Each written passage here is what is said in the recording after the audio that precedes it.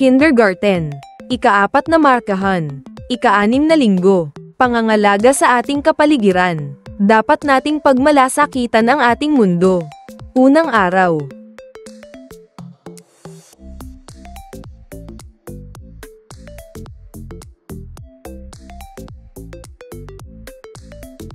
Iisa ang ating mundo.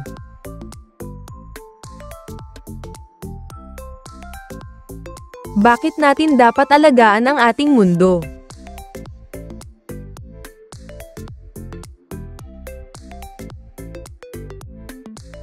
Para sa kalusugan ng tao. Para sa mga hayop at halaman. Para sa susunod na henerasyon. Para maiwasan ang sakuna. Para sa mas magandang kinabukasan. Paano natin itong pangangalagaan? Magtanim ng puno at halaman.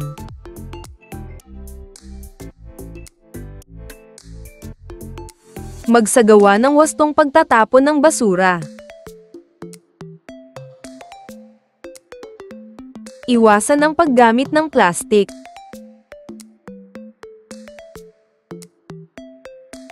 Magtipid ng tubig at kuryente. Gumamit ng eco-friendly na transportasyon. Letrang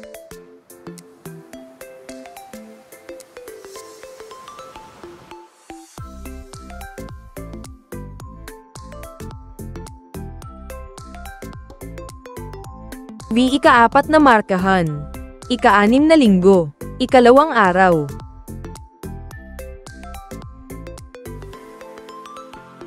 Isang paraan ng pangangalaga ng ating mundo ay sa pamamagitan ng pagtulong sa paghinto o pagbabawas ng polusyon sa hangin.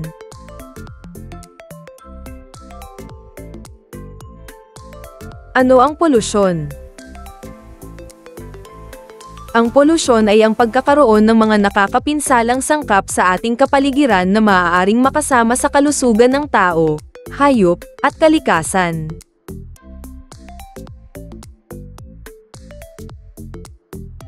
Ano ang mga pangunahing sanhi ng polusyon sa hangin?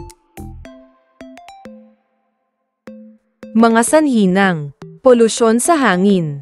Paggamit ng fossil fuels. Ang pagsunog ng uling, langis, at gasolina sa mga pabrika, planta ng kuryente, at sasakyan ay naglalabas ng carbon dioxide, sulfur dioxide at nitrogen oxides na nagdudulot ng global warming at acid rain. Usok mula sa sasakyan. Ang mga kotse, bus, motorsiklo, at truck ay naglalabas ng carbon monoxide at iba pang nakalalasong gas na nakakasama sa kalusugan ng tao at nagdudulot ng smog sa mga lungsod. Industriyal na polusyon. Ang mga pabrika at planta ng kemikal ay naglalabas ng nakalalasong usok, alikabok, at kemikal sa hangin. Kabilang dito ang lead, mercury, at iba pang mapanganib na sangkap na nagdudulot ng sakit sa baga. Pagsusunog ng basura at kagubatan.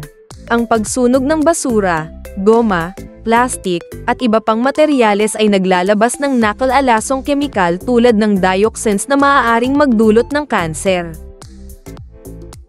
Pagmimina at quarrying. Ang mga aktibidad ng pagmimina ay naglalabas ng alikabok at kemikal sa hangin, na maaaring magdulot ng sakit sa respiratory system.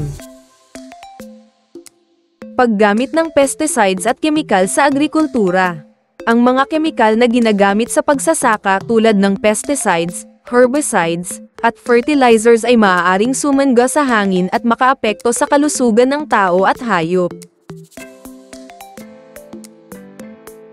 Natural na sanhi. Pagputok ng bulkan naglalabas ng abo, sulfur dioxide, at iba pang gas na maaaring magdulot ng matinding polusyon sa hangin.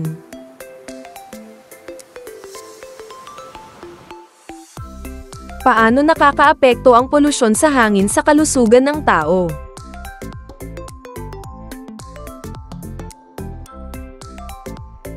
Sakit sa baga at puso, hika, pulmonya, bronchitis. Mga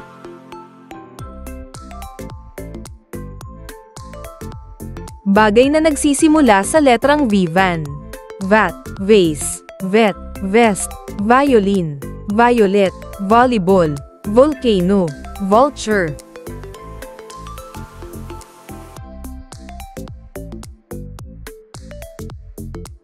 Ika-4 na markahan.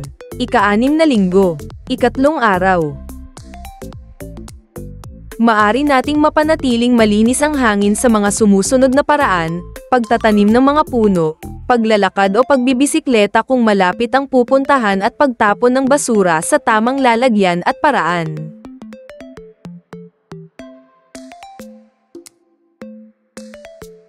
Wastong paghihiwalay ng mga basura. Nabubulok, di nabubulok, at nareresiklo. Ano ang masamang naidudulot nito sa mga tao at kapaligiran at sa hangin na ating nalalanghap?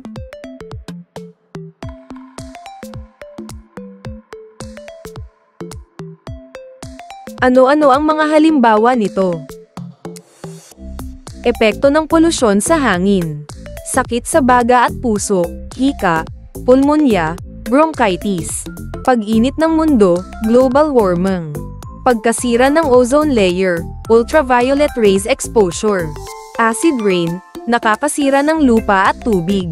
Smog at haze, nakakaapekto sa paningin at paghinga. Ika-4 na markahan. Ika-6 na linggo. Ika-4 na araw. Magtanim tayo ng mga punong kahoy.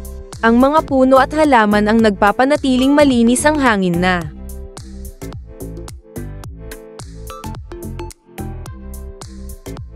Ating nalalanghap, ito ang nagbibigay ng oxygen na kailangan ng mga tao, hayop at halaman upang mabuhay.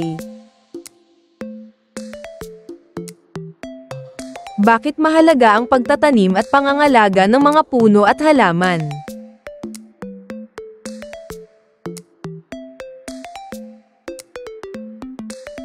Ano-ano ang mga naitutulong nito sa mga tao at kapaligiran? Maraming pakinabang ang ating makukuha sa kagubatan. Pagkain, trabaho o kabuhayan, pagkontrol ng water cycle. Mga naibibigay na pagkain, prutas, gulay, kabute. Root crops, pulot-pukyutan, isda at ibang hayop. Trabaho, gaya ng magsasaka, mangingisda, mangangaso. Siklo ng tubig.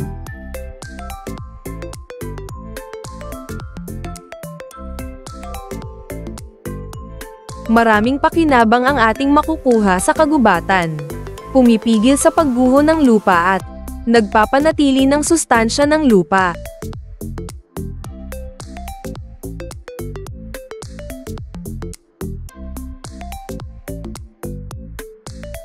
Magbasa tayo. Va, ve, vi, vo, vo.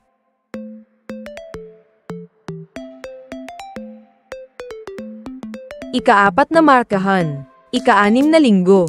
Ika-5 araw.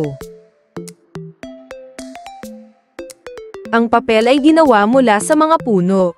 Maaari rin itong i-recycle upang makagawa ng bagong papel, makatipid sa enerhiya, at mabawasan ang pagputol ng mga puno, mga CO2 emissions at paggamit ng landfill.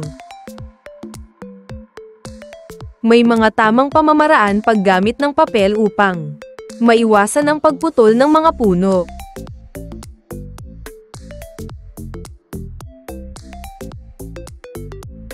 Anong mga uri ng mga papel ang galing sa puno? Bond paper, newsprint, kartolina, construction paper, Bristol board, Manila paper, tissue paper, paper towel, cardboard, carton, glossy paper.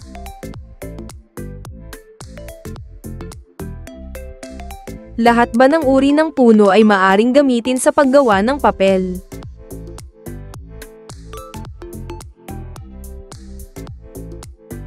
Hindi lahat ng uri ng puno ay maaaring gamitin sa paggawa ng papel. Karaniwan, ginagamit ang mga puno na may mataas na fiber content at mabilis lumago upang maging sustainable ang produksyon ng papel. Ano ang mga tamang pamamaraan sa paggamit at pagtitipid ng papel upang maiwasan ang pagputol ng mga puno?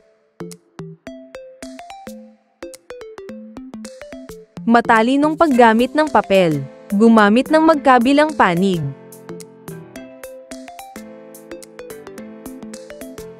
Gamitin ang digital files. Iset ang printer sa double-sided printing. Gumamit ng mga lumang papel bilang scratch paper. Iwasan ang sobrang paggamit ng tissue paper at paper towels. Gumamit ng basahan o tela kung posible. Magbasa tayo.